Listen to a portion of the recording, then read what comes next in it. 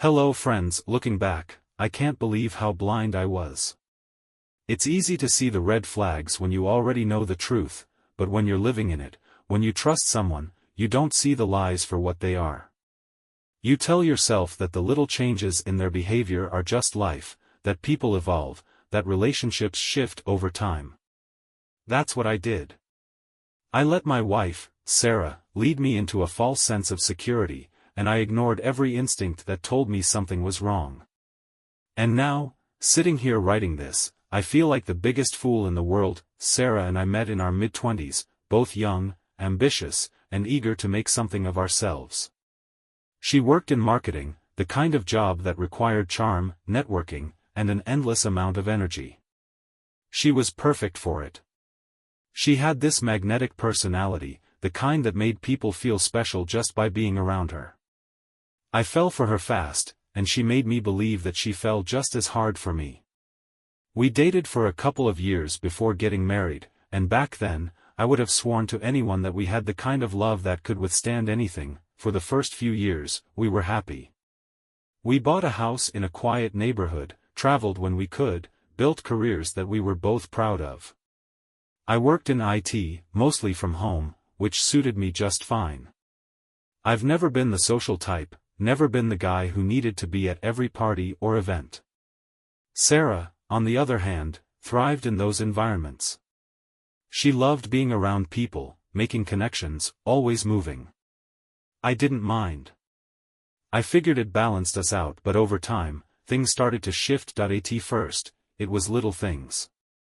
She started working late more often, going out with colleagues for drinks after work, taking her phone with her everywhere, even to the bathroom. When I asked about it, she'd just laugh it off. Work is crazy right now, she'd say, or networking is part of the job. It made sense, so I let it go. Why wouldn't I? She was my wife. I trusted her. Then, the changes became harder to ignore. She started putting more effort into how she looked when she went out, dressing up even for casual events, spending extra time on her hair and makeup. She started locking her phone, turning it face down whenever she set it on the table. There were moments when she'd be texting someone, and if I happened to walk by, she'd quickly switch screens or put her phone away. I noticed, of course, but I didn't want to be the paranoid husband. I didn't want to be the guy who accuses his wife of cheating just because she's being a little more private. So I convinced myself that I was overthinking it. That maybe I was just feeling insecure because we weren't spending as much time together. That if something was really wrong, I would know that I had no idea how wrong I was. The real cracks in our marriage started showing when she began traveling more for work. It wasn't something she had ever done before, but suddenly, her job required these business trips every few months. At first, they were short, just a couple of days. Then they became longer. 4 days. A week. She'd come back exhausted, telling me about stressful meetings, long flights, difficult clients. I believed every word. Why wouldn't I? She had never given me a reason to doubt her before, but the distance between us was growing. She was always too tired when she got back, too distracted. Our conversations became shorter, our intimacy faded. She was on her phone constantly, always texting someone, always laughing at messages she never shared with me. I remember one night, she was sitting on the couch, smiling at her phone, and I asked her what was so funny. She looked up at me like she had just been caught doing something wrong, then forced a quick laugh. "Oh, it's just a work thing," she said, flipping her phone over so I couldn't see the screen. That was the first time I really felt it. That gut-wrenching, stomach-dropping feeling that something was off. But still, I said nothing. I kept telling myself that I was being ridiculous, that if I started questioning her now, I would look like the insecure one, the controlling husband who couldn't handle his wife having a life outside of him. But then, something happened that I couldn't ignore. It was late one evening, and I was about to head out to meet a friend for a drink. My phone was dead, so I grabbed Sarah's phone off the counter to call my friend and let him know I was on my way. It wasn't a big deal, at least, I didn't think it was. I had used her phone before. We had been married for years. We didn't have secrets. Or at least, I thought we didn't. That I opened the contacts, typed in my name, and that's when everything changed. My number wasn't saved under my name. It was saved under a completely different name, one I didn't recognize. My stomach tightened. My hands started shaking. I stared at the screen, trying to make sense of it. Why would she do that? Why would she hide my number under a fake name? I could have confronted her right then and there. I could have marched into the bedroom, phone in hand, demanding an explanation. But something stopped me. A single thought: if she's lying to me about this, what else is she hiding? I put the phone back on the counter and acted like nothing had happened, because at that moment, I realized that if I wanted the truth, I couldn't let her know I was looking for it. That was the night everything started unraveling. That I barely slept that night. I lay next to Sarah, staring at the ceiling, my mind racing. My number was saved under a different name in her phone. There was no logical explanation for that. None that didn't lead to the same conclusion: she was hiding me from someone. The question was who? And more importantly, why? I thought about confronting her, waking her up right then and there, shoving the phone in her face and demanding an explanation. But I stopped myself. If she had gone this far to cover something up, she wouldn't just admit it. She'd have an excuse ready. She was always good at twisting things, making herself look like the victim, making me feel like I was the one overreacting. No. If I wanted the truth, I had to be smart about this. So, I said nothing. That I went about my days as if everything was normal. I kissed her goodbye in the mornings, asked about her day, smiled when she told me she was going out with her coworkers. I watched her carefully, picking up on things I had ignored before. The way she always kept her phone close, the way she hesitated before answering my questions about her schedule, the way she was always just a little too busy for me. And then, I did something I never thought I would do. I started digging. It began with small things. Checking her call logs when she left her phone unattended, skimming through her messages while she was in the shower. But I didn't find anything. No suspicious messages, no calls from unknown numbers. It was frustrating. Like I knew there was a puzzle in front of me, but I was missing the key piece to put it all together. Then, one night, I noticed something. Sarah was in the bathroom, brushing her teeth, when her phone vibrated on the nightstand. I glanced at the screen. It was a text, just a single emoji, a heart. No name, just a number. My heart started pounding. She came out a moment later, grabbed her phone, and when she saw the message, she locked the screen immediately. But I saw her face. The slightest flicker of panic before she forced a casual smile. I kept my expression neutral. Who was that? I asked. She hesitated. Just for a second. Oh, just a friend from work. A friend. Sending heart emojis. I nodded, acting like I believed her, and that night, while she slept, I made my next move. She had been too careful with her phone, deleting messages, hiding calls. But what if she wasn't just hiding things from me? What if she was hiding things from someone else, too? I remembered the way my number had been saved under a fake name, and a thought hit me. What if there was another contact with my actual name but a different number? I unlocked her phone, scrolled through her contacts, and there it was. My real name. But the number wasn't mine. My stomach dropped. She had two numbers saved for me. One was fake, and the other was someone else. This wasn't just some emotional affair. This wasn't just texting and flirting. She had built an entire system to cover her tracks. She was playing a double game, juggling two realities, keeping everything compartmentalized so no one would find out. I didn't know who the other man was.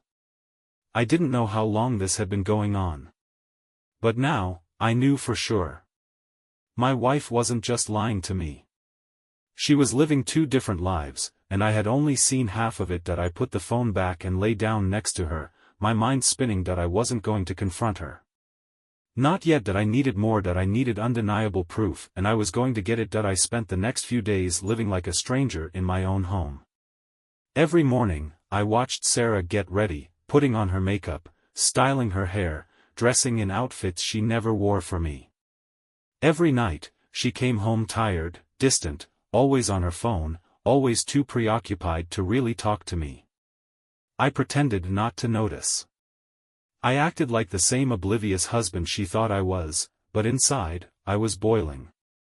Every time she smiled at me, every time she kissed me goodbye, I wanted to scream. But I couldn't. Not yet. I needed to be patient. I needed to be careful. I needed to catch her in a way she couldn't talk her way out of. I wasn't going to give her the chance to lie. I was going to make her face the truth that I knew I couldn't just take her phone and go through it again. She had been too careful. She had already hidden my number under another name, which meant she was thinking ahead. She was smart. Too smart to leave an obvious trail of evidence. But she had one weakness: she thought she was untouchable. She thought she had covered all her tracks, that I would never suspect a thing. That's why she wasn't careful with her schedule.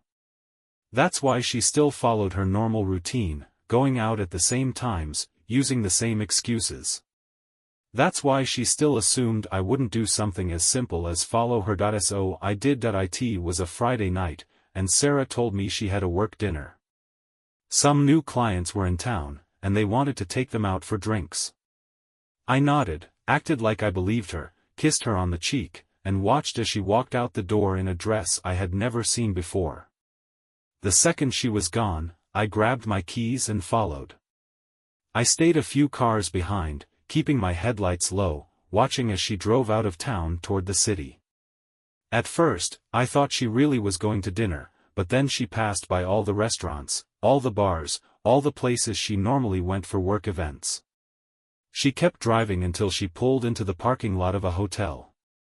Not a fancy one, not the kind you book for a conference, but the kind that people go to when they don't want to be seen. She parked.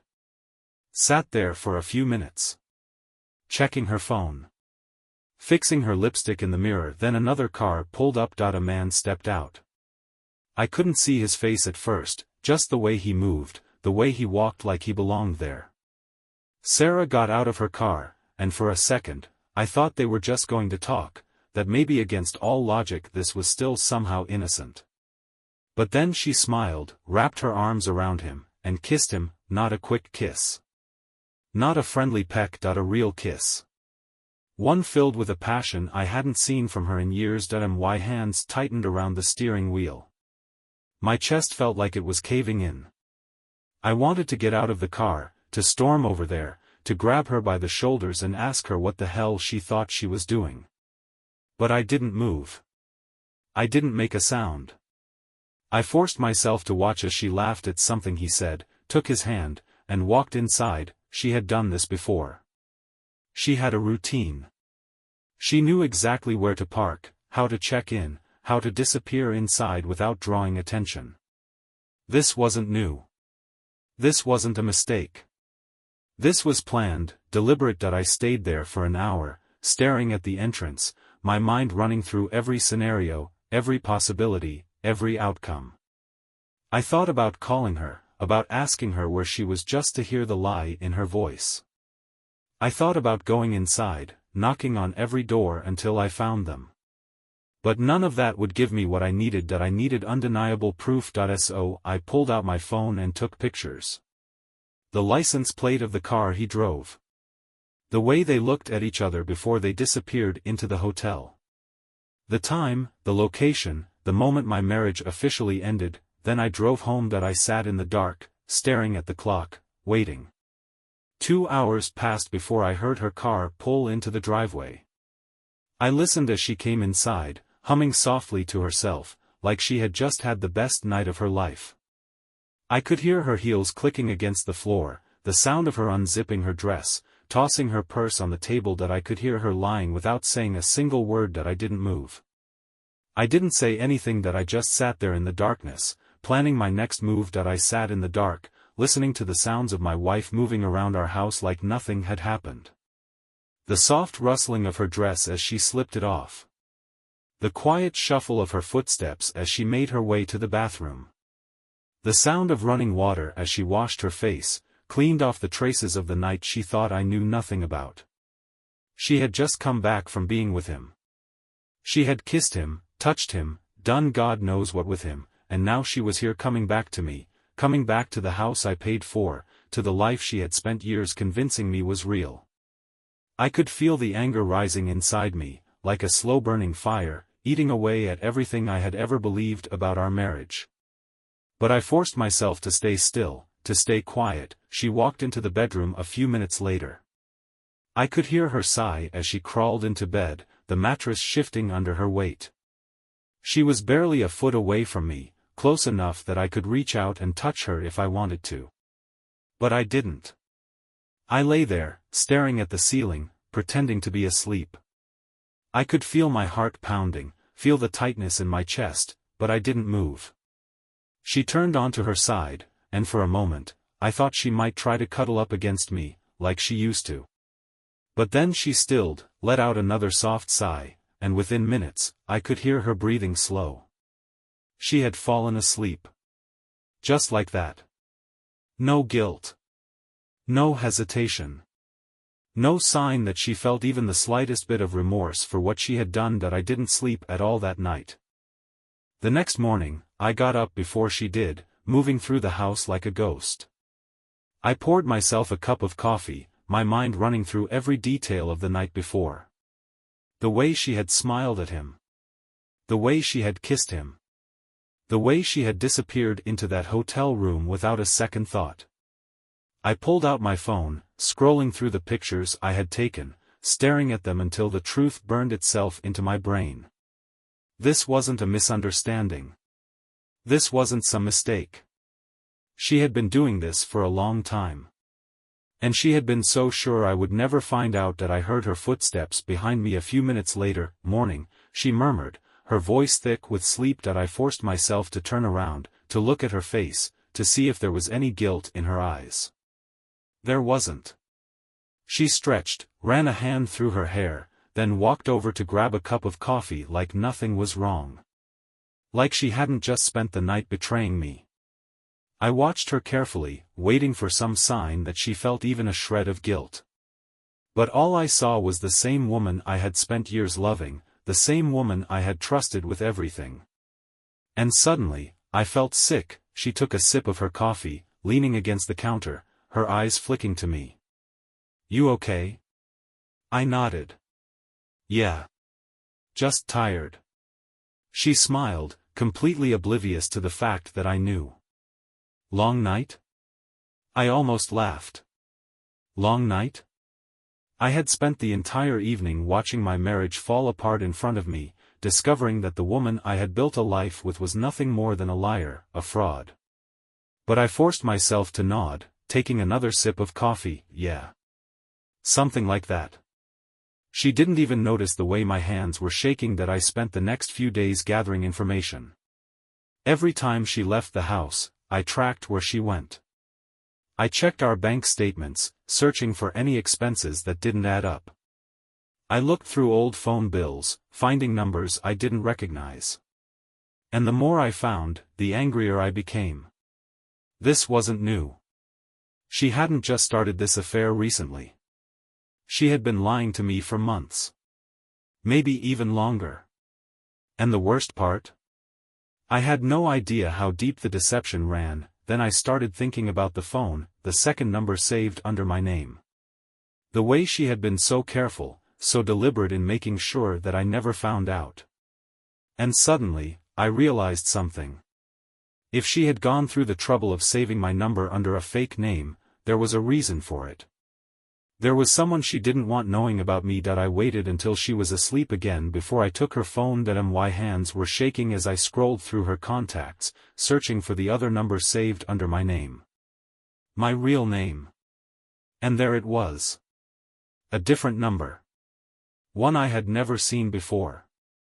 My pulse pounded in my ears as I copied it into my phone, staring at it like it held all the answers I needed. Who was this? Who had she been talking to?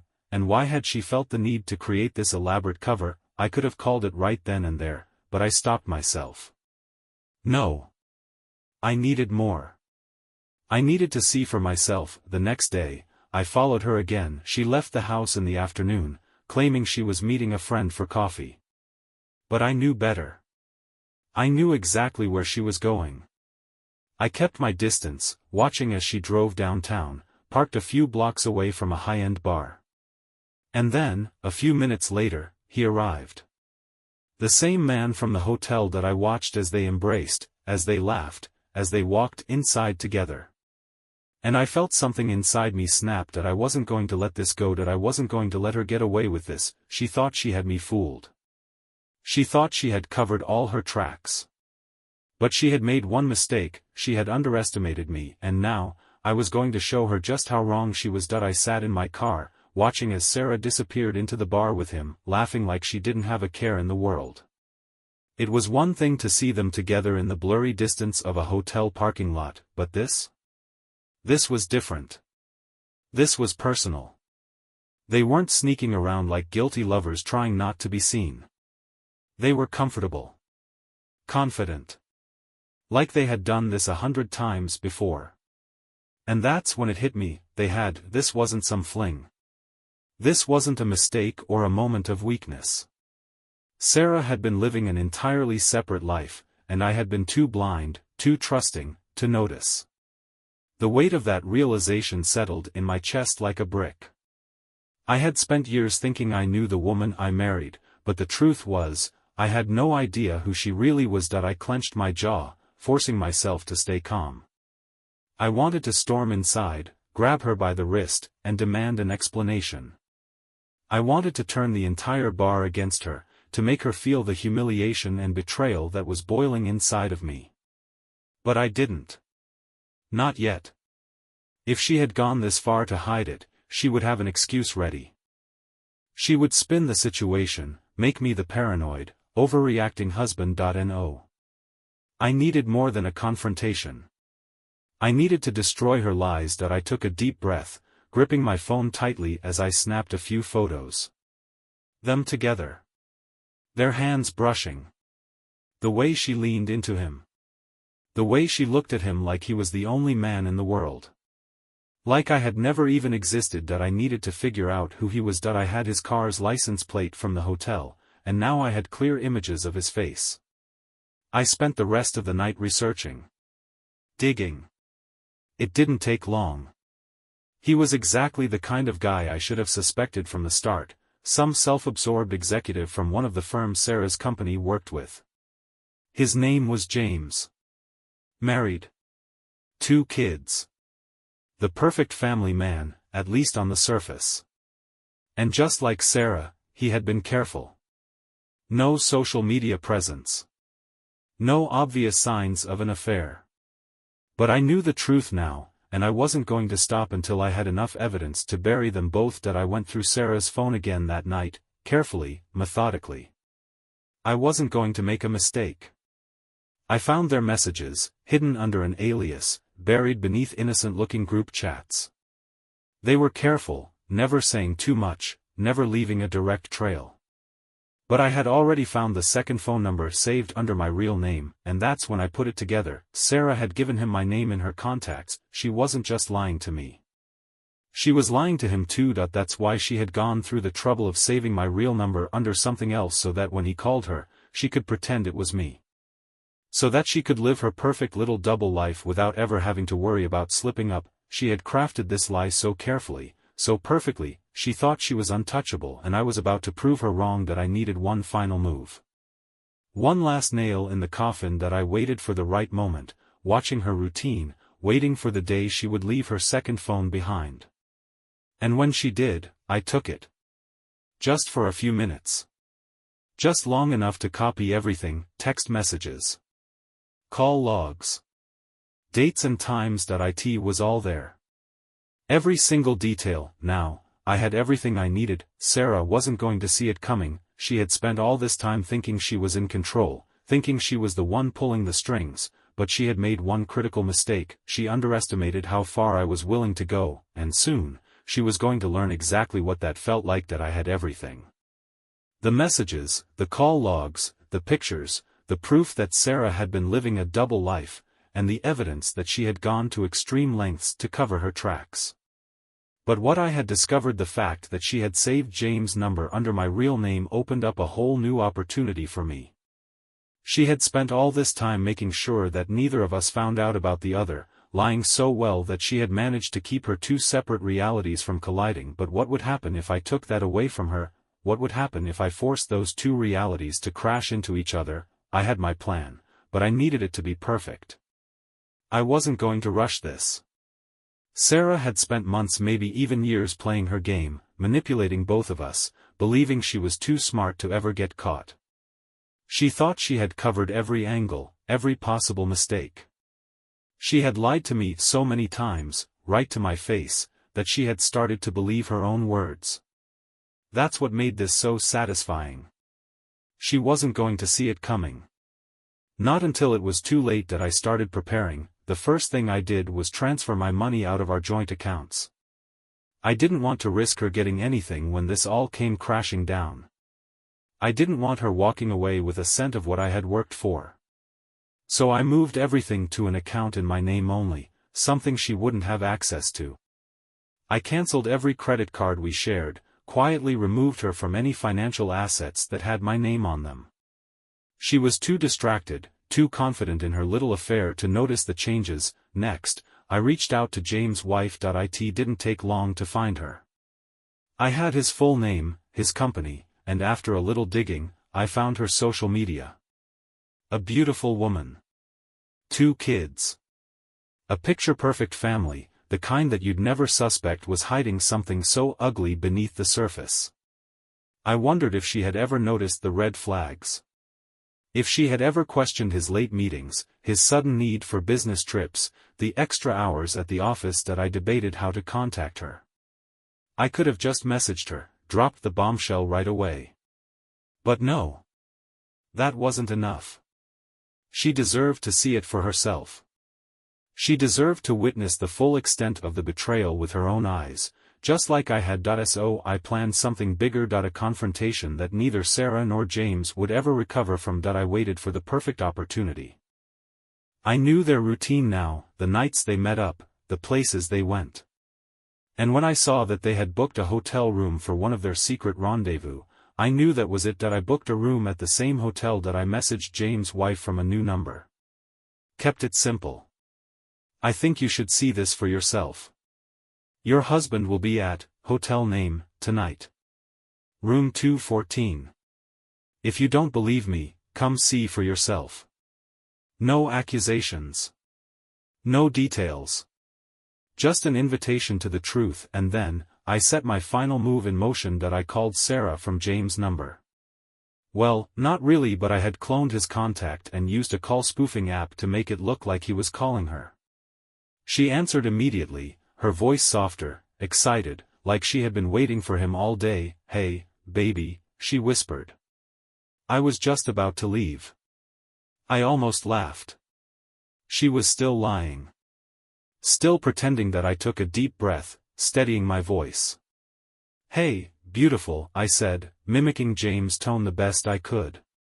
Change of plans. Meet me in the lobby first. She hesitated, just for a second. Why? Just trust me. And just like that, she agreed. She had no idea she was walking straight into her own destruction. That night, I arrived at the hotel early, keeping a close eye on the entrance. I didn't have to wait long. James showed up first, looking confident, dressed well, completely unaware that his world was about to collapse. Then, Sarah. She arrived right on time, fixing her hair in the glass doors before stepping inside, like she was about to meet her Prince Charming. I could barely contain my anger, but I wasn't going to explode. Not yet. A few minutes later, I saw her. James' wife. She had come. And the second she stepped inside, I knew there was no turning back. I followed her in, making my way toward the bar where Sarah was waiting, scanning the room for James.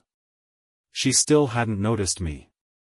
She was too busy checking her phone, probably texting him, completely unaware that her entire life was seconds away from falling apart. Then James walked in. Sarah smiled, standing up, ready to greet him. But just before she could reach him, his wife stepped forward. Everything happened in slow motion. James froze. His eyes widened as he saw his wife standing there, staring at him with a look of pure devastation. Sarah stopped mid-step, confusion flashing across her face before she turned saw me and her smile disappeared. For the first time, she looked scared that I stepped forward, taking out my phone. "I think we all need to have a little chat."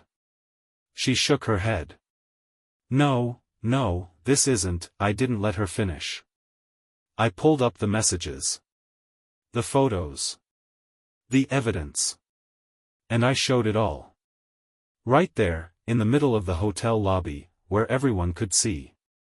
Where the staff, the guests, the strangers passing by could all witness the truth. James tried to speak, but his wife slapped him before he could get a word out.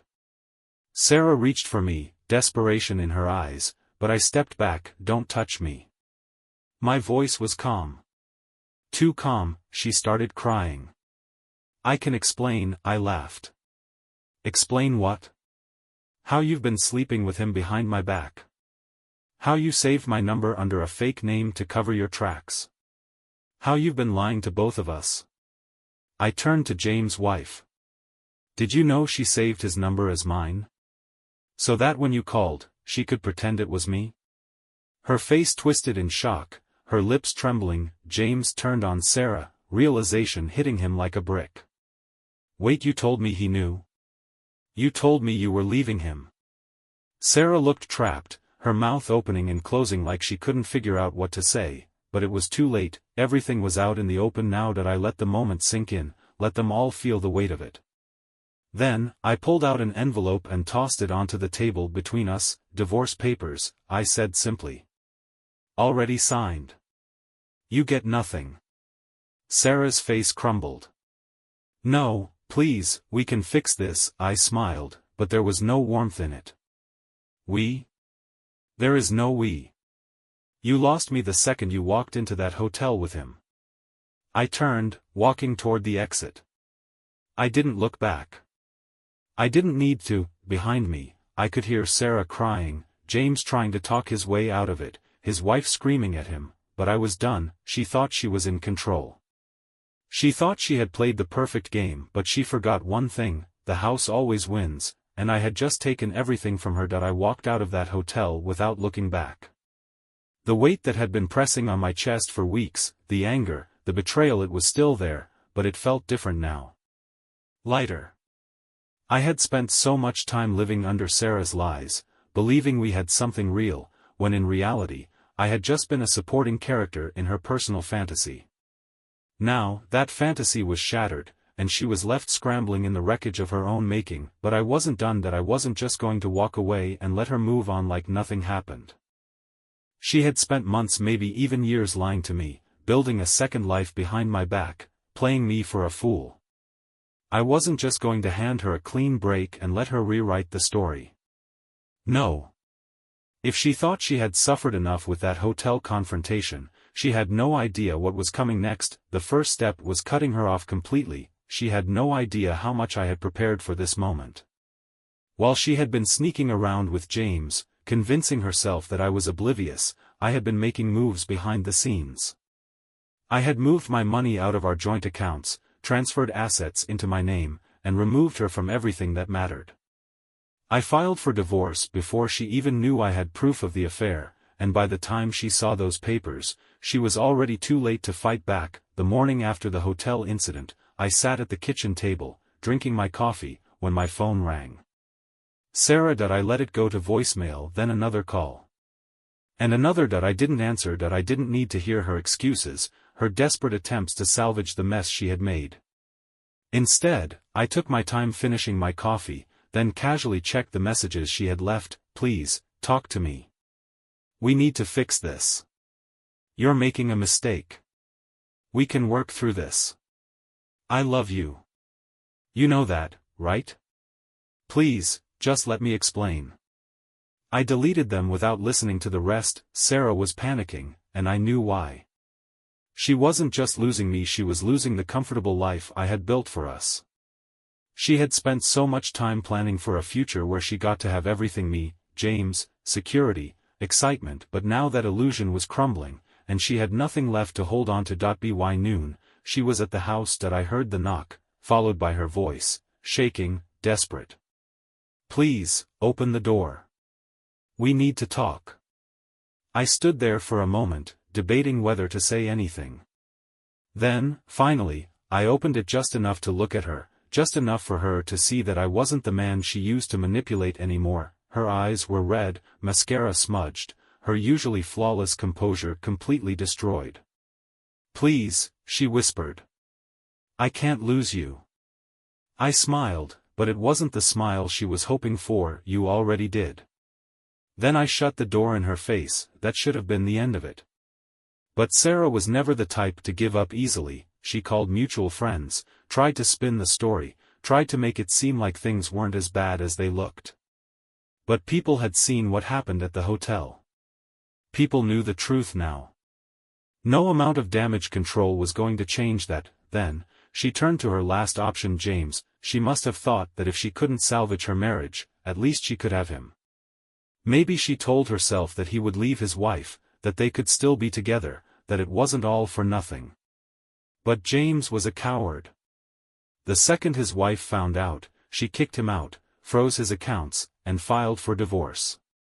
He lost his family, his home, and most of his money in the process, and the best part, he didn't want Sarah anymore. I don't know exactly what happened between them after the hotel, but I do know that within a few days, she was alone. No texts. No calls. No grand romantic escape. James had thrown her away like a used napkin, just like she had done to me, and I made sure to make things even worse for her. Sarah's job required a clean reputation. Her image was everything in her career, her ability to network, to build trust, to be seen as a professional. I knew this. So I sent a little anonymous email to her company, nothing dramatic. Just the pictures of her with James, the receipts of the hotel she had charged to our shared account, the timeline of her business trips that conveniently lined up with the nights she spent with him. I didn't even have to include much, just enough for them to start asking questions. By the end of the week, she was fired. Now, she had nothing. No husband. No affair partner. No job. No money, and she had no one to blame but herself. The last time I saw her was a few weeks later. I was walking out of a coffee shop when I spotted her across the street. She looked different. Tired. Hollow. Like someone who had been hit by the weight of their own consequences. She saw me. Our eyes met. For a second, I thought she might come over, try to talk, try to make one last plea. But then, she just turned and walked the other way. I let her go. She wasn't my problem anymore. Sarah was gone from my life.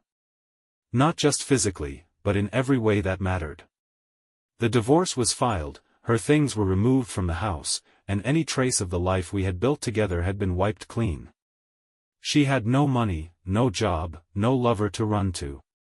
And most importantly, she had no more control over me. I should have felt victorious. And in a way, I did. She had spent so much time believing she was in control, weaving her lies, keeping her secrets, thinking she could get away with everything. But in the end, it was all taken from her. She had lost everything in the same way she had built it, through deception, but even after all of that, there was still something unfinished. She had tried reaching out to me a few more times. Messages. Emails. Even a handwritten letter, as if some emotional plea would undo what she had done. I ignored every single one. There was nothing left to say. I had no interest in hearing her excuses, no patience for her regrets. She wasn't sorry for what she had done, she was sorry she got caught. And then, one evening, I got a final message from her. "I know I don't deserve it, but I need to see you one last time. Please. Just once." I stared at the message for a long time. I knew I didn't owe her anything. I didn't need closure. I didn't need to see her again to move on. But a part of me wanted to. Not for her. For myself. So, I agreed that we met at a park, neutral ground, somewhere public, somewhere that didn't hold any memories of our past. When I arrived, she was already there, sitting on a bench, looking down at her hands. She looked thinner, more tired than I had ever seen her. Like the weight of everything had finally caught up to her. When she saw me, she stood up. For a second, she just looked at me, like she was trying to find the right words. I didn't think you'd come, she finally said. That I stayed silent. She took a breath. I know I can't fix what I did. I know I don't deserve forgiveness. But I needed to tell you that I regret everything. I let out a small laugh. Do you? Or do you just regret losing everything? Her face crumbled slightly. Both. Honest. But not enough. I was selfish, she continued. I was stupid. I thought I could have both lives, that I could control everything. But I lost the one thing that actually mattered. I shook my head. No, Sarah. You didn't lose me. You threw me away. You made the choice. And now, you're just living with the consequences. She looked down, nodding slightly. I know. And I'll never forgive myself for it. There was a time when hearing those words might have mattered to me. But not anymore. I wanted to thank you, she said suddenly. That caught me off guard. For what? For showing me what I lost, she admitted. For making me realize how much I took for granted. I stared at her for a moment, then finally spoke. You don't need to thank me. You need to move on. I already have.